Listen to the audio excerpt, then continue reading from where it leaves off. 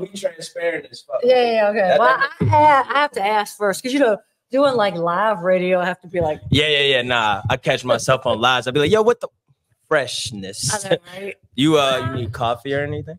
Nah, I had Starbucks earlier. I bet. And then do you actually video or no? Yeah, the video's on right now. Oh, you are on camera. So do I look there or look at you? I mean, I look here and there, back and forth. You know. All right, I gotta get all the questions. Whenever you're ready, you tell me. We'll get ready. Let's go. Redeem Yourself podcast. I got Lisa Lish in the building. What's up? How are you doing this evening? I'm good. I'm excited. I like talking shit. Me too, yo. Real shit, though. Me too, like real authentic shit. Like, yep. You know, I know you just told me as we were actually you got into the story before we even cut the mics on. I know. And you got big recovery days coming up, a lot of tour dates coming up. Yeah. I know you got the store up the block. Oh, actually, I went to what was it, Glory Days the other night. Yeah. And I walked out. I was like, oh shit. And like looked up. Did you peep in the window look at the mannequins? I did, yo. My wife was like, oh, this shorty coming on the podcast. Yeah. So you gotta bring her shopping. Yo, I will. I told her, I said, yeah. Nah, I ain't gonna even say what I said. Oh. I said something. I said, babe, you look nice in that thing. We gotta roll in there. So. Yeah, come on. I'll give y'all the friends and family up the street discount. All right, bet. Man, go ahead and play that music so we can get started, bro. We're gonna do the little jingle. We sit here, vibe out, let him rock this thing on that end. This is gonna be dope. So then how long do you? What's going on? This is Jerry. Oh, you can talk this. And this is how long are your podcast running? Just till to redeem yourself. We try to keep them like an hour, but if it go over, you get to talking. I know, right? Do your thing. Oh, I ain't gonna cut nobody short. Bring me back. When I first started, no, you're good. You could talk. Okay. I'm like, wait, when I first started doing like radio interviews and stuff, I would be like, ask me a question, and I'd be like, yeah, fine. Yeah, it's fun. Yo, I think it's like it's gotta be the right person too, you know what I'm saying? Because like when I first started interviewing or like asking people questions, and I learned it in sales after I got sober, like you gotta ask open-ended questions. Because if I ask you like, how was your day? You're good. Yeah, good. You know what I'm saying? It's like just shut door on it. But anyway, I don't know how I start the podcast. I just kind of do my check-ins. You know, so how have you been? How was your week? Things of that. I know it's Monday, so how was last week? Oh, busy. I feel like I keep myself busy lately, like with the store, and I've been in my store a little over a year now. So congratulations. Thank you. I'm doing it.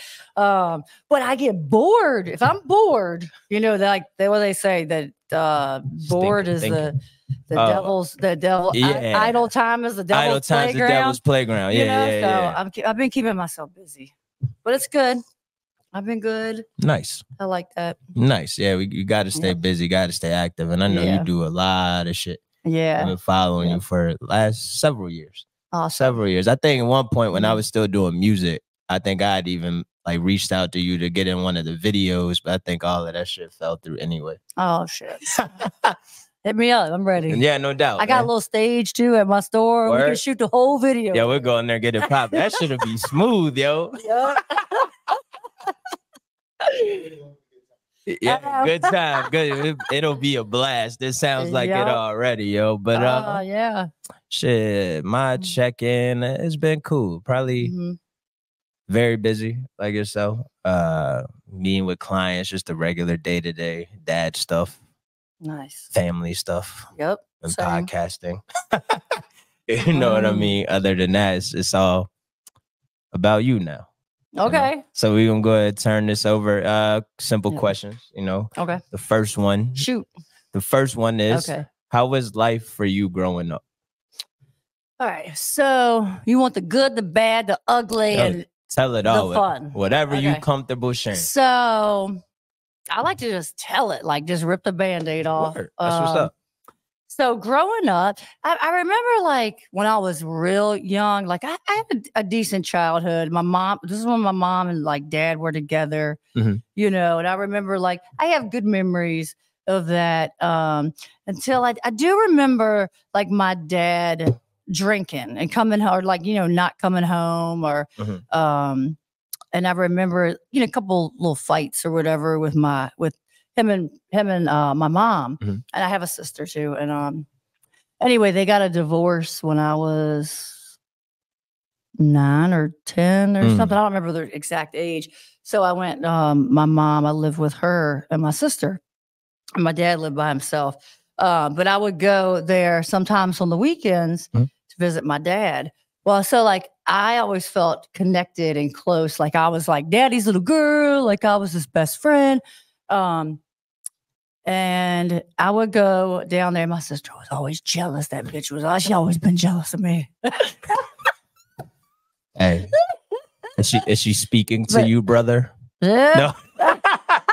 You got a similar story. Nah, he ain't jealous of me, man. I was the black sheep. He ain't got to be jealous of me. Y'all are brothers, yeah, duh. I was always into some bullshit. see, me too. But like, so I've always felt like I was closer to my dad. But you know, and he had an alcohol problem. So, you know, the more you get into it, the worse it gets. Right. So like he, you know, lost the wife, the kids, the job, the whatever.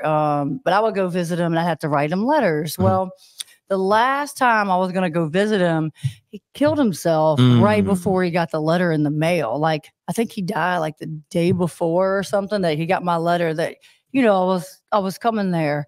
So at 11, that happened at 11. That was my first, like, what the, you know, like traumatic ass moment. Like, yeah, because the divorce wasn't traumatic to me that we moved, you know, because I still felt like I got to see, you know, when I was with my mom. But that happened at 11. And so I remember taking that hard. And then my mom got remarried. And it was okay at first. I mean, she didn't, you know, live somewhere else. But sorry, I got sidetracked. Nah, you good. You telling a story. But anyway, my mom got remarried. And life, like I still have, you know, a kid.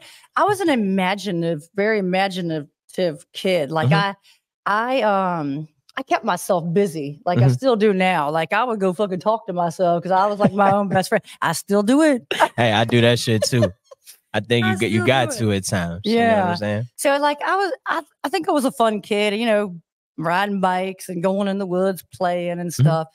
And then so my mom got remarried. And I think at the age of like, I think it was around 12, 13 though, the stepdad started molesting me. Oh shit.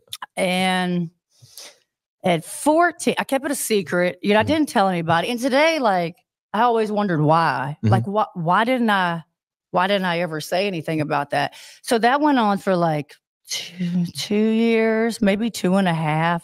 And then he dropped dead. He had a heart attack, died. And I was like, oh, God is looking out. This motherfucker dropped dead. Was there like a fear aspect, you think? Only reason I'm asking, because when I watch like documentaries and shit, it's all like, I watched a real weird one time. And they said like aliens were gonna come get them, so they couldn't say anything. But there was always some piece that the abuser was, I'll kill you if you do this. No, I don't remember any of that. I just think I was embarrassed, you know, or I was maybe like scared of, I don't know, talking about it, you know? Right. So for a long time, I had a hard time like talking about anything or confrontation. Right. My main, like, I guess, was confrontation, but I can't really remember. I don't remember that part. If like, which is he cool. Wasn't like abusive in physical sense. Right. It was just that. And I want to say maybe it just went on that it was like, it was understood. Right. I guess. You know? I get it. You know what I'm saying? What I'm hearing is, you know, as that progressed, you know, being unable to communicate it for whatever the reason was, it was like, well, I gotta do this in order to keep things the way they are, and maybe like help yourself too. You know what I'm saying? 'Cause I know not being in them circumstances, something traumatic happened to me. I could never really voice how I felt. You know what I'm saying? Out of fear of response. Right. You know? Yeah. All right. Yeah. And then I guess just like, I just remember, I still sometimes would have a guilt of like my mom not knowing, you know, like what was I allowing then like to happen, you know? So I kept that shit a secret for like, just till like 5 years ago. And I'm 47. Damn. And you just now finally able to open up about that? Yeah. You know, slowly did over the years, only to like girlfriends. Okay. You know, and then when I got involved in NA and I started doing some step work with a sponsor, that was like, you know, one of my big secrets. Like secrets keep you sick, right? Yeah. So I didn't do my step work though till I was like, shit. I don't even remember now, but like, I mean, I did it, but I didn't do that step till like I think mad people duck step 4, yo. Yeah. I think a lot of people duck that shit. You get the out feelings and moments you forgot about, and the emotions pour out. You're like, yo, all right, enough. and so, you know, working that step, it was like my homework kind of was like, all right, you got to get this off your chest. You got to come clean. You got to open up to your mom, you know? So I was like, oh my fuck, I've been dodging this for years, you know? So I finally did though. And, you know, she just was like, wow, like I didn't know, you know, she felt bad too.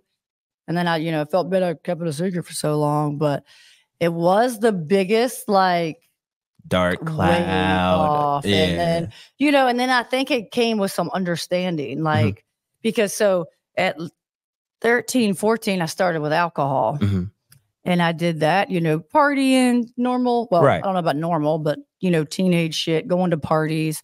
But I really liked it because it helped me not think about, you know, home life or what I was doing or I fit in or I just liked it. I like partying with my friends. So did I. It starts off normal. Yeah. You know what I'm saying? Like it always starts off normal and you could pinpoint now like why, you know what I mean? And like for me, 13, 14 was that age. And for me, it was, I was trying to fit in. I was new here. Like I lived in Tallahassee, Florida, and I moved here in 8th grade and I really couldn't find my footing. And then it was like, weed and alcohol. All right. Got it. You know what I mean? Yeah. So I understand that aspect of it. Right. And then like, so with drinking, and I did get into weed like maybe 17, 18, but I was like a little hoe. I was promiscuous because, you know, they say like, I guess girls, or I don't know about guys, but you know, you're either, you won't, if you've been, you know, molested, or you're either really promiscuous. So then I went that way. I wanted to go out and party and, you know, just get it in. Yeah. Understood. Yep. But I mean, I graduated high school, but I graduated pregnant. Okay. I was 5 months pregnant, walking across the stage. I had my daughter. I was 17. Oh wow. I turned 18 2 weeks later. Okay. And then I was with her dad, for a little bit. The donor. No, that shit just sounded mad funny. It's all good. That shit just say the dad. The dad. All right, my bad. The dad. But yeah, so I had her so young, you know, and just still drank. And I was with him for a little bit. And then we broke up. We had issues, and I moved back in with mom, and I just wanted to party still. Like I was 18. You know, out of school, just partying. And I wanted my kid, but I wanted to party too. Right. So, you had a responsibility.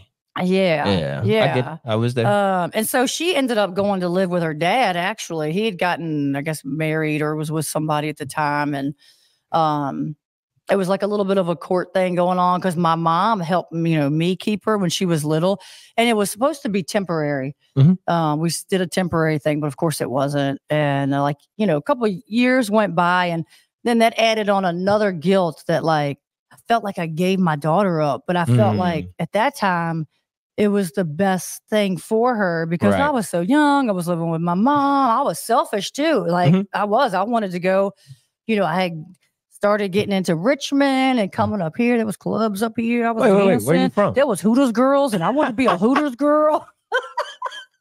Wait, tell me where you from? King William. Oh, King William. K-Dub. Sticks. God damn. Yes, country. So there was like nothing to do out there but drink and fuck. That's it. That's what, man, when I was in high school, some girls from Goochland, we was right up here in the Walmart parking lot, and we was standing around, and she literally said the same thing. And I think I was like 16, and I was like, what the fuck? Really? Like, that's it? You know, my naive ass, like, yo, drinking, that sounds fun. Yes.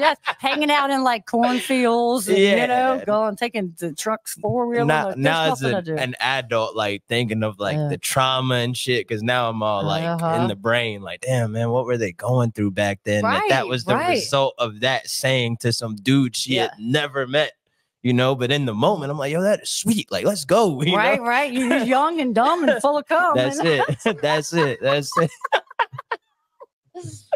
All right. So you get in this phase. You have is a daughter. Yeah. You had a daughter, right? Baby girl. You hand her over to your mother because you know we still out, and our selfish ways take us to different places. Come down to Richmond, start exploring a little bit, and definitely, it was fun. It was fun back then. I used to go to this little place called Little Texas. I remember Little Texas, right off Staples Mill. Yep. Yeah. And then and these Hooters girls were always there, right? And the DJ, like they, you know, they had an upstairs, you could look down. Had the cages and shit in there. Yeah. And the DJ would always make this like, you know, announcement like the Hooters girls. And I'd look down and I was like, damn, I want to be one of them bitches. Like I want to hang out with them. Like they look cool. Yo, that was like my life goal at that time. I was like, and I want fake tits like her. I said, can I say whatever? Yo, say whatever the fuck you want. This is gold. This is awesome. So I became a Hooters girl. Okay. Because I befriended them and I did become a Hooters girl. That was my first taste of Hooters girls was shit though. They are. It was fun. It was to me, it was more fun back then, but you know. I get it. But so phases in life. You know, so every Thursday night, you know, it was ladies' night and we would go out and stuff. And I worked at Hooters for, you know, a few years. And then I don't remember how, but somehow I started going to ODC. Okay. You know, the after hours and hanging out. Oh, I know what it was. I'm sorry. So one of my girlfriends at Hooters got hooked up with the WCW wrestlers when they were in town. Oh, shit. So we started hanging out with them and partying. And that's where I got my first taste of like doing ecstasy and club drugs and coke and excuse me. And then I had moved out to California, like with her. She married him. Oh. What a change. Going to, you know, you're traveling to cities and partying to go into like ecstasy raves and stuff like that. But anyway, that didn't last long. So, you know, in Richmond, I started going to ODC. And so a lot of the partiers, you know, will go to the after hours. Right. So I dabbled in like, you know, coke and, you know, doing that stuff for a while. And so the owner of ODC also happened to own the strip clubs, some of the strip clubs in Richmond. And he was like, why don't you come, you know, bartend? Well, actually, he said, why don't you come feature dance and we'll put you in the paper and say you're some, you know, this. And I was like, what is feature dance? I didn't even know what that was. He's like, just put on a wig and get on the stage. And I was like, I ain't doing that. I am not doing that. But anyway, he was like, well, come bartend. And I think at the time I was still at Hooters, but then I ended up quitting there. And so I took him up on his offer. And I went to the candy bar on September 11th, the day the towers came down, and I trained behind the bar. Because I'll never forget it. You never forget where you are that day. Yeah, no shit. You know, and I was like, man, I should have known then not to step into the strip club. It was that day. Yeah, that day. But I trained, and then I started bartending there.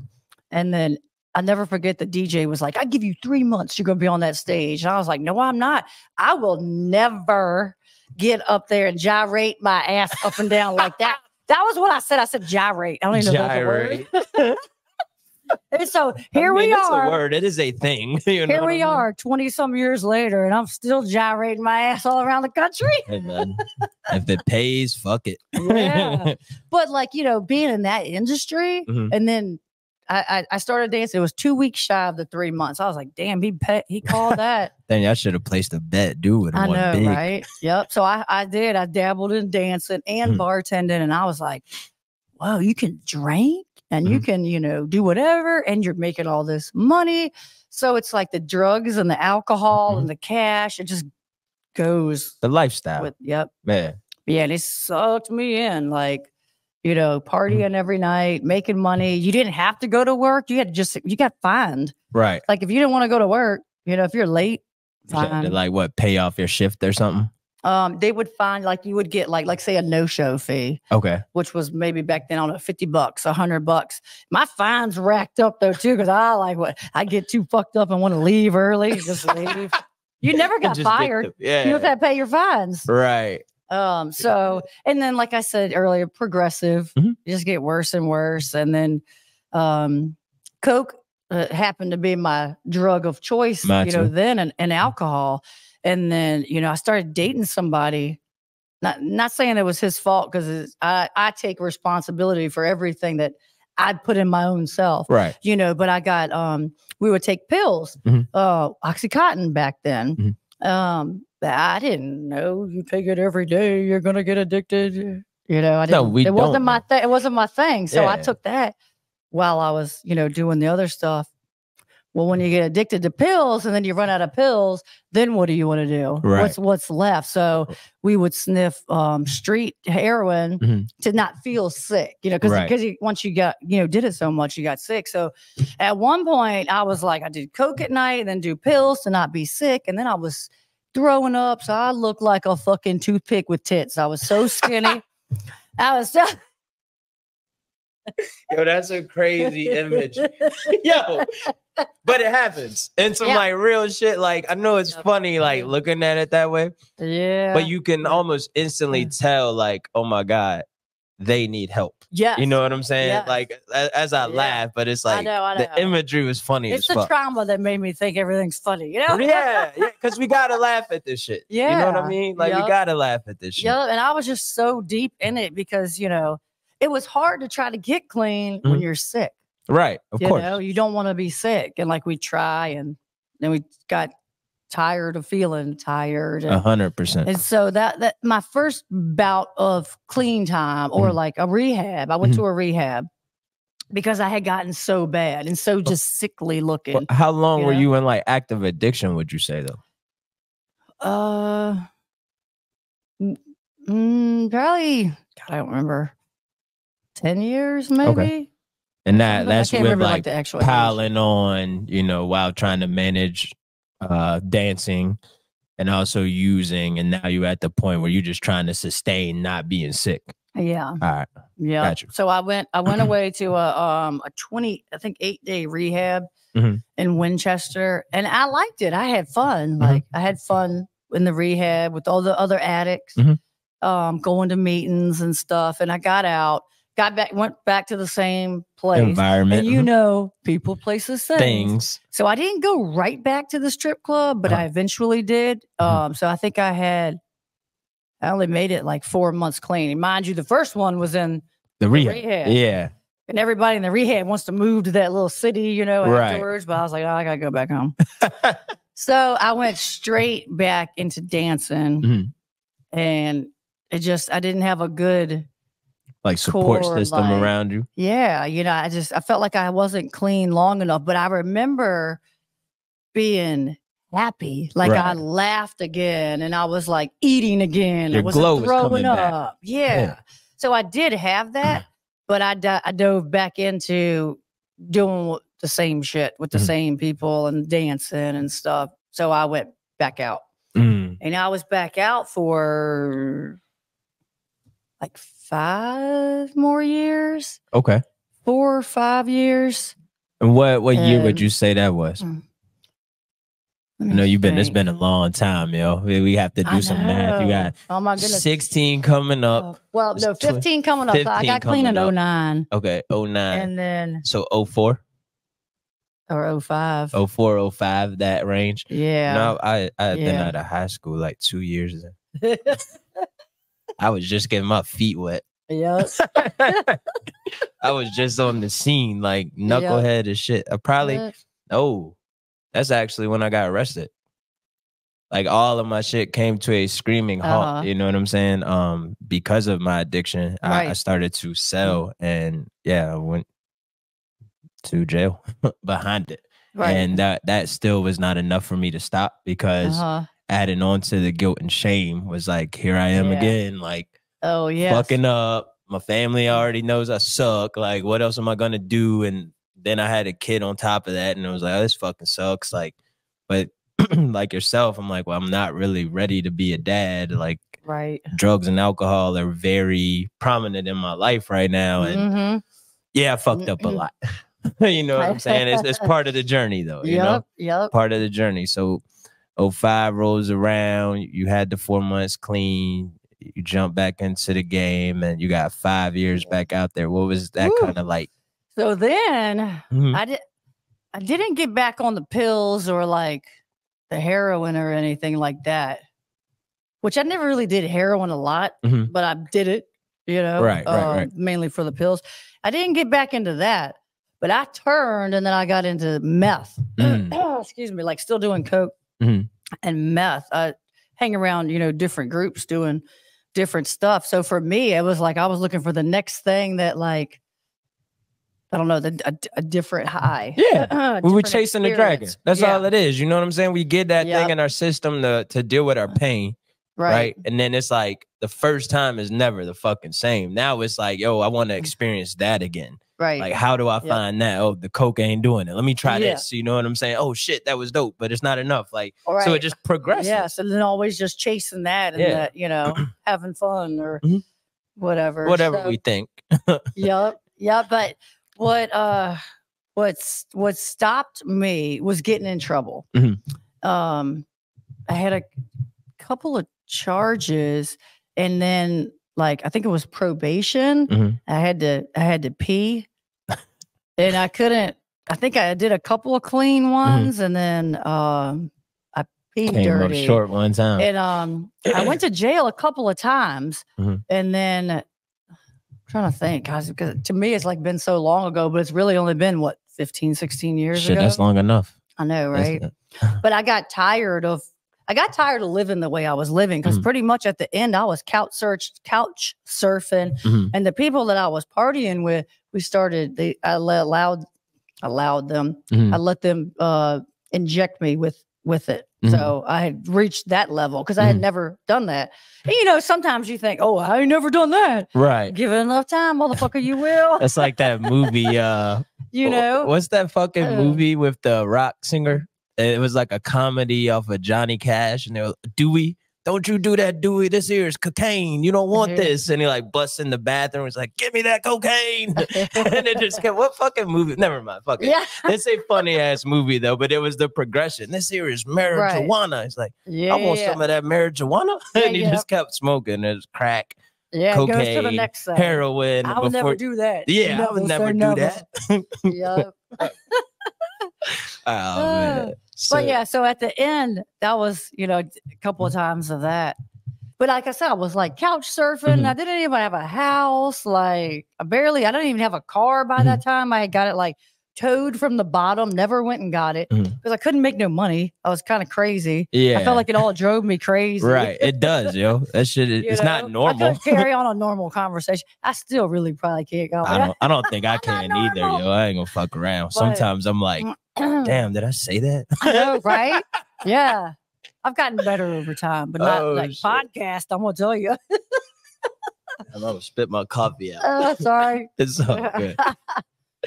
So yeah, I went to jail a couple of times though, and I was like, God damn, I don't want to go back here anymore. This sucks. So finally, after like the 4th or 5th time, mind you, I think there was still the same charges. I just kept going back.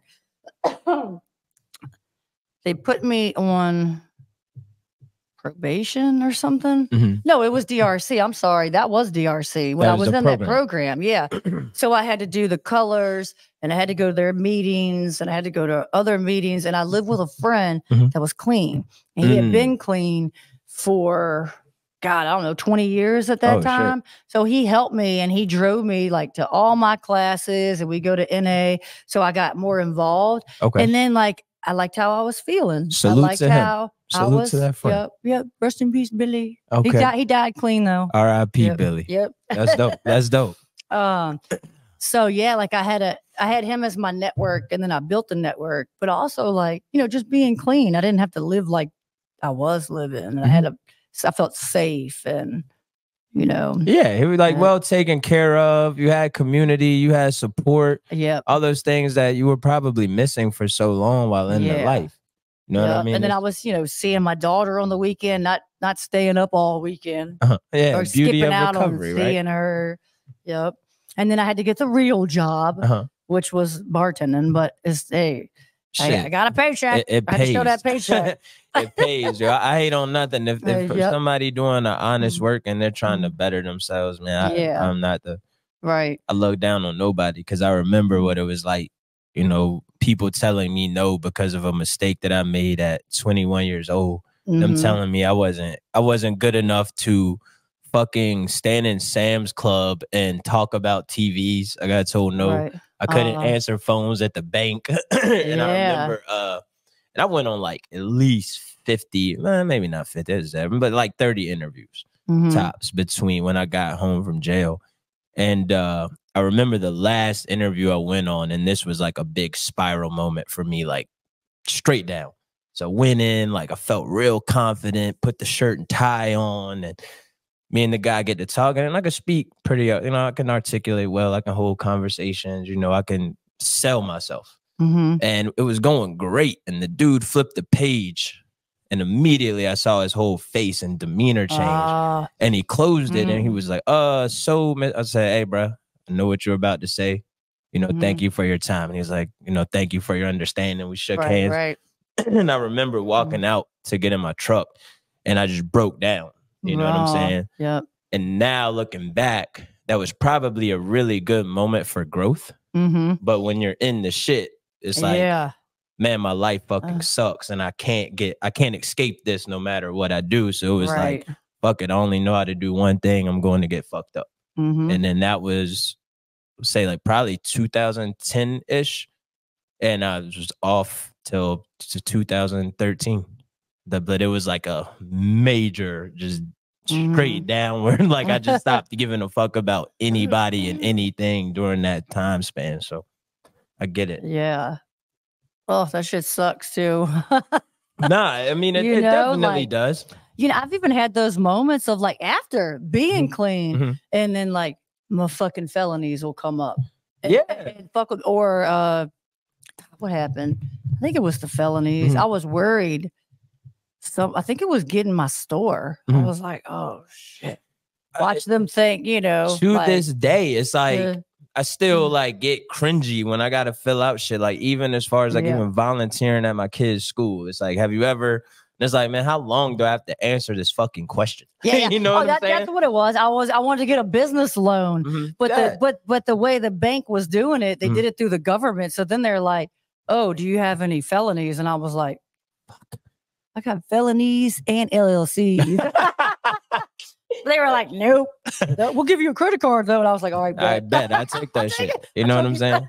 Man, we jumped around a lot. I know. Sorry, it's on me too. I'm so ADD. Shit, it's on me too because what you just said was so profound that it made me think back. Like you had somebody that you were able to live with in a really dire situation, right? Where ultimately you're like, well, fuck, man, I'm tired of living this way. I want to get clean. I have somebody finally where I feel support, feel the community, and looking back on it, I had it. I just didn't know how to utilize it. Right. And it came with like a lot of stressful moments. So I just turned my back. Like if you wanted to help me, you couldn't because I would have told you, fuck you. You were crazy. Right. So I had this persona built up in my mind that if this is how everybody views me as the fuck up, the bad boy, whatever that label is, I'm gonna fucking wear it. you know, and I went out with that mentality, you know what I'm saying, for a long ass time. Our own worst thinking, you know? We're our own worst, like, we listen to that shit a lot. Yeah, all of that bullshit. You know, shit, sometimes still, I got to keep this thing in check, yo, because it could go downhill quick. Yep. But I think that's truly amazing, though, that, you know, you got to that moment, you got to your U-turn moment, you had your friend R.I.P. Billy, to really assist you, no doubt, to really assist you with going through that. Like, but how was that process for you? Like, finally getting the change that you were probably internally seeking and you just didn't know how to grasp? Like the first year, you know, like going through the steps, like, I mean, not steps, but like every like month, you know, it just felt good. Like my brain, almost like your brain renewing, like, you know, you're so used to thinking one way. So getting clean, and even though it was a slow process, like every little milestone was like, yes. And my friend Billy will be like, don't get too cocky, because one shit can wipe all that away. Just, you know, be excited about your growth, you know, take your time. And because, you know, if I got too excited or too proud, you know, I might go back out. But I remember thinking like, damn, sometimes like, damn, this sucks. I don't have a driver's license. I don't have a car. You know, I don't have my own place. I didn't even have my own clothes. I wore his clothes, a fucking like 2X shirt that he gave me. They had strippers on them, but hey, it worked, right? Shit, I wore men's clothes. Like I did what I had to do. I called it, I was paying my dues. I had to pay my dues back and like to get back on my feet. So it's dope that like you say that, because not many people understand that feeling, right? Like because again, that's our minds talking to us, man, I don't have shit. But what we do have is gratitude in life. And it took the therapist that I was working with when I had my U-turn moment to get clean to tell me, because he had like 40 years sober. So when I started saying that type of shit to him, I'd be like, man, I don't have this. I'm sleeping on my parents' sofa. I got 2 kids. I'm broke. Like, I was breaking down this list, and he just stared at me. He was like, all right, cool. You also don't have a Lamborghini. You don't have a mansion. You don't have $1 million. Like, he went, and I was like, all right, bro, I get it. Like, I'm complaining. Like, he's like, man, practice gratitude. Right. You know what I'm saying? It is a game changer. Word. Major game changer. Oh my God. Yep. The main thing too was like the gratitude is just the feelings. Excuse me. Those just, you know, how your body feels and how your mind thinks, and living like my brain. I would joke all the time about drugs and partying, and then, you know, having a clear mind, I was like, wow. I would notice and check in with, I don't think about that as much, or like, you know, you're focused on something different, you know? Yeah, everything changes because you the blinders are removed. Yep. And you can see life for what it is. So you made vast changes over that. You know, when you started to you get some distance in your recovery, and you could realize the changes, you know, how did that affect your career in the clubs? So I waited. Well, I bartended for like almost a year at 3rd Street, and then I was offered to go back into the candy bar.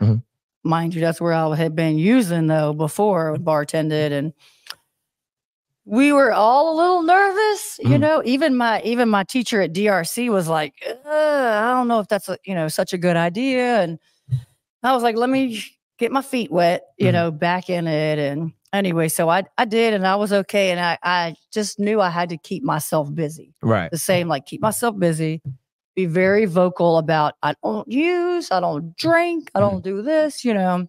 And I liked being back, but I liked being back just me. Right. It was, I was such a better, you know, entertainer. Yeah. And then, I was like, well, maybe I can dance a little bit. Oh no, I know what it was. I'm sorry. They were we were going to do a contest at Candy Bar, like a little, almost like say Pure Pleasure. I think they still do it. They did a big Entertainer of the Year contest where the girls, you would have to like pick a theme and do a show, and then you'd win or whatever. Well, Candy Bar was going to do that, and I was like, man, I kind of want to do that, because I had watched Pure Pleasure as Entertainer of the Year after year. And I was like, I always just loved it. I could get that. I was like, I want to do that. That looks cool. It looks so fun because you make props and you do these cool costumes. So I did dance a little bit, but as a bartender, like we would do 2 for 1. So I'd go on the stage and dance while the girls were doing their dances, and then I'd come back and bartend. I'd make the DJ watch the bar. But anyway, they did this little competition, and I was like, all right, I want to get my feet wet and enter this competition. I won. So that's what created the monster. That was my new high. what was the first, like, what was the competition? Break it down.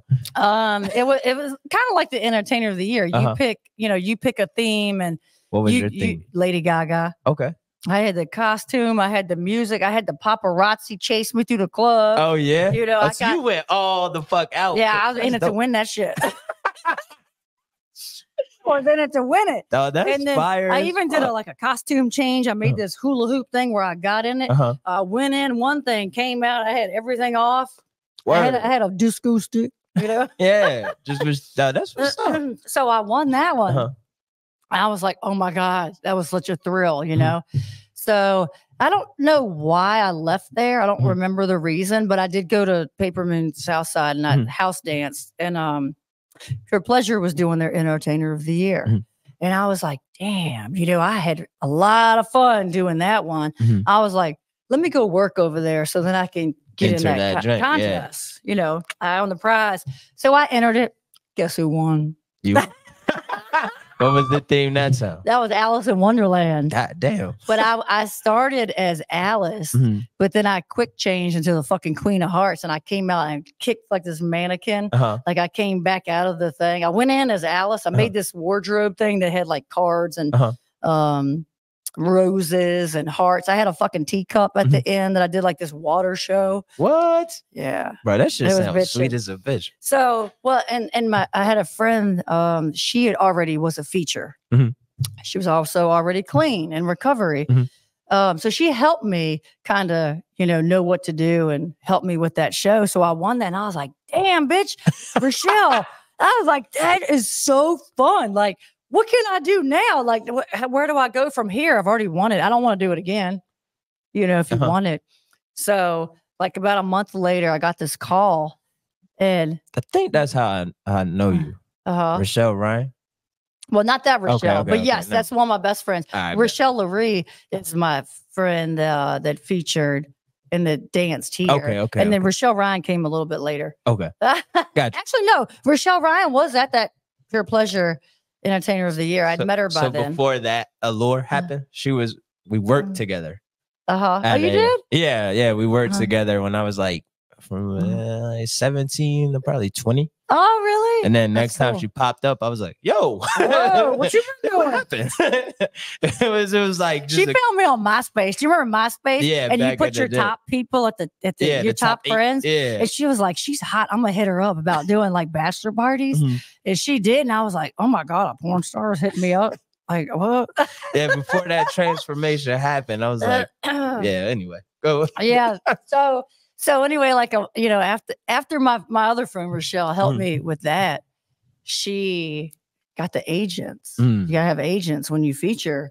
They called me and he said, hey, I'm, Ken Schinkel. He's like, and Rochelle tells me, you might want to feature and go on the road. And so I did. That's how I ended up getting into featuring and traveling. But I also had to step up my competition, because in the feature world, you got to go compete against other features across the nation, to earn titles to then go into the club. So like, we used the candy bar title, we used the Pure Pleasure Entertainer title, and then I had to go compete against other features. I got my ass kicked the first one. I was like, I went in kind of cocky, because I had just won 2. Yeah. Oh, hell no. They blew me away. I was like, oh. Different ball game, right? I wasn't ready for that. But, so like I got right into featuring, I only had, I think 18 months clean, if that, before I, started doing that. So for me, it was it was like goals, yeah, you know, of really wanting to do that. Because I had always seen features over the years, and I was like, how do you do that? You know? Gave you something cool to like focus your energy on. Exactly. And then, you know, if I was dancing in the club, you know, people are drinking or doing whatever. I just had to stay busy. Yeah, eye on the prize for me all the time. Nah, that's like super and I made more inspiring. money. Yeah, I bet. Too. Can't nobody get one over on you because you're thinking clearly too. Yep. Now that's awesome because I know a lot of, you know, young women get into that lifestyle, kind of like how you started with the drugs and alcohol. So whether you were able to hold them conversations, and I know like in recovery, we don't walk up like, hey, I see you getting fucked up over there. That's a different way to do things. They're like, yo, get the fuck out of my face. But I could see how being a positive light in those spaces for when a young woman or man, for that matter, is struggling, that they would approach you. They do. Yep. Okay.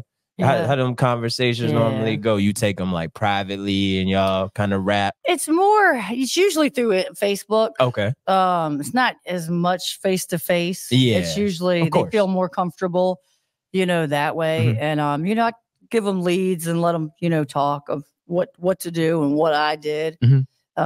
So if they, you know, do it, or I would, you know, used to go to meetings with them if they wanted me to go to you. If you want me to go with you to your first meeting, if you don't feel comfortable, because I know I didn't. Right. Shit, I still facts. Like, yeah, facts. Nah, facts. You know, I would go, or you know, give them the website and you know, just tell them different things to do or advice. You know, if they are at the club, because a lot of girls don't want to leave the club. What are you gonna do? You know, for money, but right.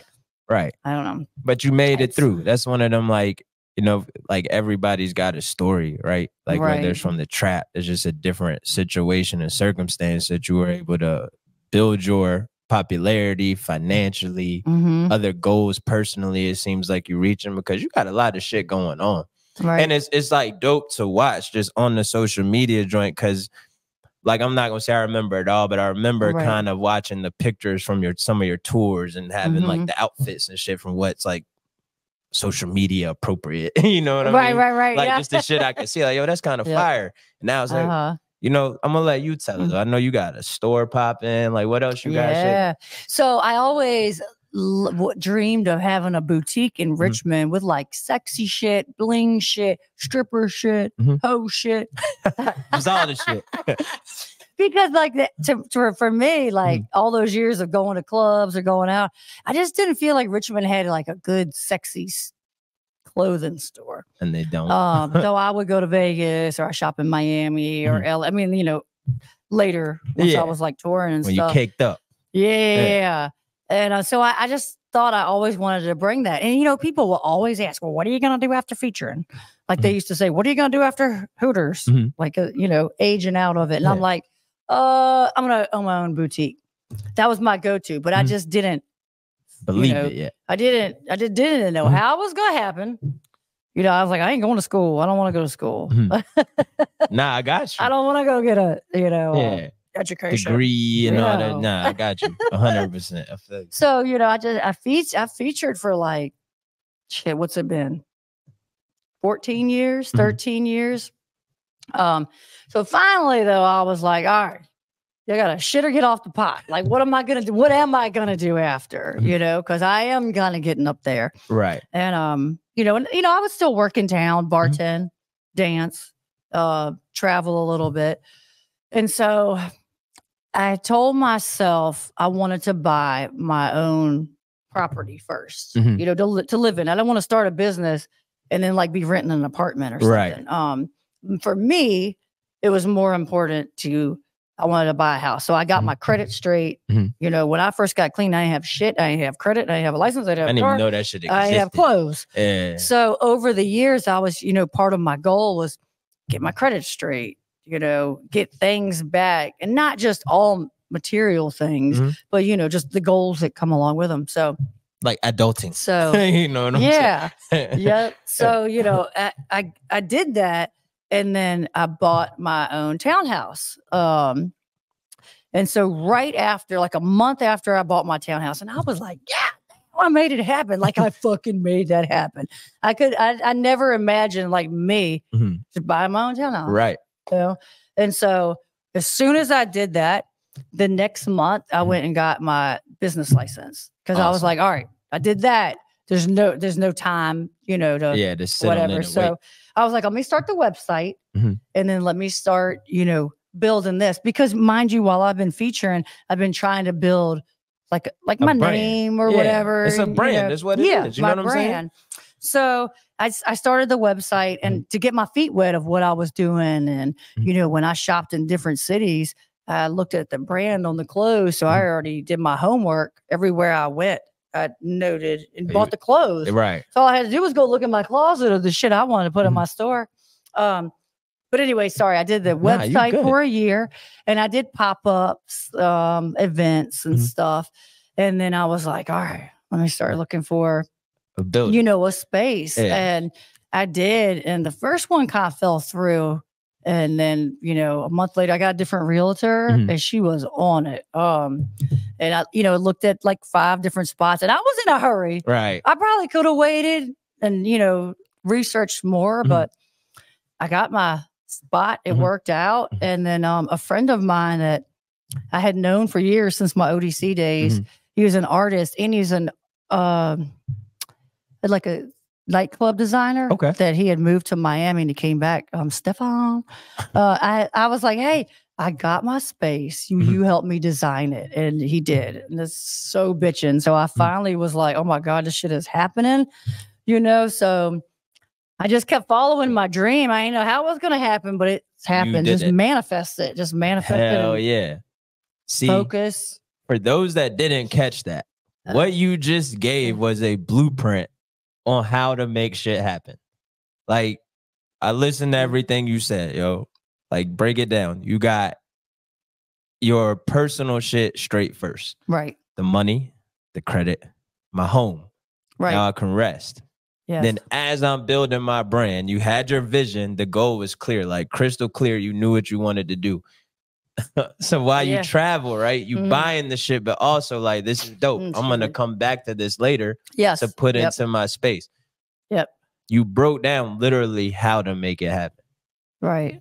That's fucking fire. And get you a financial advisor because that's the only fucking way I could save money. No doubt. You need somebody to say, I had to have her help me with that because I can't keep stacks on me. I'll go shopping. Yeah, so. No doubt. Yeah, cash burner. So yeah, Rochelle Ryan actually, she helped me in that business aspect of getting a financial advisor. So every month that money came out of my account, and I didn't touch it. You know, which helped me with the down payment on the townhouse, and then you know. Yeah, they watch that shit like a hawk, yo. Once they say don't spend $1, you can't spend shit. Like because we bought our first house 4 years ago now. And it was one thing, you know what I'm saying? I like never thought that would happen because in addiction, you like, yo, this is it. Like life's not gonna get better. Yeah, this is just it. This is gonna fucking suck, and this is the way it is until I die. And you know, in my case, I was like, well, I don't want to wait till I die. Like I'm gonna try to check out early, you know, thank my higher power that it didn't go that way. And I had an opportunity to fix it. You know what I'm saying? So now I can be like, oh my God, it does work, you know, if you continue to do good and do the right thing and make good decisions and shit. But your story, like, to be honest, is super inspiring. You know, I'm proud of you. I'm glad that we were able to have this conversation. And how Thanks for having me. No, I appreciate you. Like, you know what I'm saying? Whoever tagged you, I forget who it was, but I have been meaning to reach out, but I don't like when I get guests, I don't like kind of like doing the recovery speeches in the clubs. I don't want to reach out because some people are private about their shit. But this was truly amazing. But I will ask, like, what ode of advice could you give to the young person, young woman that might be struggling right now that doesn't know how to reach out for help? You know what I'm saying? Like in the clubs or just in general? In general, like, you at the club, the fucking institution behind the desk, or you know, if that is your kind of saying the entertainment field in itself, because I bet that's kind of difficult. That's like why I stopped doing music. The last place I performed was in New York, and I remember sitting in the bar. I was like 5 months sober, and I had to sit in the bar for like 4 hours until my time slot. Mr. Cheeks was performing. And everybody's getting fucked up around me. And I'm like, yo, like, I don't know if I could do this. And I performed, killed the show, walked right outside in the middle of Queens and just was like looking around like, all right, man, I'm not cut for this. I want my sobriety so fucking bad. And I got back to Richmond and I like closed down everything. I was like, I'm not rapping no more until I figure this shit out. So for that individual that's looking for that space, like what could you say? I would say like if you get a network, you know, find you a network. I would search out like meetings.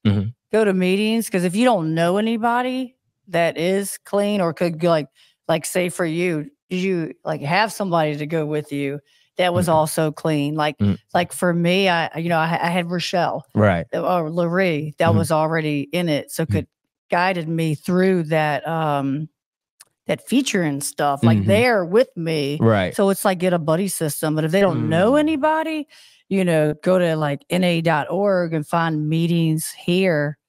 And I'm sure if you reached out to friends for support, you could, even if they're not clean, maybe just to go to a meeting to meet those people. Yeah, your real friends. Not, not the, you know, fly by night ones. Opportunists. People that want to go to the bar or the, you know. And also, you know what? Like nowadays, though, YouTube. Redeem Yourself podcast. Yeah. Listen for your story. Shameless plug. But I guess like for me, it was always meetings. And I never did like going alone. So I did have, I was lucky, I feel like, because I had people that I knew that I could go with. And then once I, you know, I latched on to like Billy going, and then Billy passed. But like I said, he passed clean. I had already met the other people in the rooms. So I would go in and then sit with them. And then, you know, listen to other women and listen for like your story, or listen to who like has some recovery and is talking about, you know, the good part. Like not the problem, but like the solutions. Facts. Facts. Nah, and then you know, once you get that little network and feeling good. Sorry, that's Mr. Charged Up. He does a lot of real estate coaching. So if you ever in the business of looking for more properties and such, that's the go-to guy. Oh, maybe I need to expand. That's worldwide. Charged Up. I'm gonna make sure you see this. That's the next goal. Work there. Hey, there you go. Multiple locations. Said it. Was there anything else you want to share? So I hit the I stepped back. Sorry. Yeah, I stepped back from featuring for a year to just be at my store and get it going. And then I was like, all right, it's been a year. I got to get the hell up out of here and run my business. But still doing my shows. So I'm excited. I've been, you know, I got some bookings. I just I was in Queens actually last weekend. Yep. Nice. Yeah, Philly. I did Philly and Queens. So I'm hitting the road, but I'm also taking the store on the road too. So like this weekend, I go to Myrtle Beach. The first night I do shows. The second night I sell clothes to the hoes. Yo, that shit is fire, bro. Yeah, I'm telling you, she is giving, like Jay-Z say, bro. She's giving you $1 million worth of game for free right now. Yes. Yeah. You know what else I added in? What's up? Dildos. Okay. Like fun parties. So now my little spiel is I do shows for the bros and sell clothes and dildos to the hoes. It works. Yo. I don't have them in the store, so don't come to the store looking for dildos. They're like, they're like back room. No, I just do those little fun parties. But I have to. What can I do to mix it all in for my brand? It's called growth, yo. Like all you doing is promoting. You put in the blood, sweat, and blood, sweat, and tears. For so long, all the difficult shit. Now it's about fun and living. With your most authentic, transparent self. And I love it. I'm here for it. I'm a fan. Thank you. I'm super proud of you. Thank you. You know, and it was definitely an honor to finally meet you in a space like this. Lisa Lish, everybody. Redeem Yourself podcast. You can cut it. Saying how you feeling right now. Say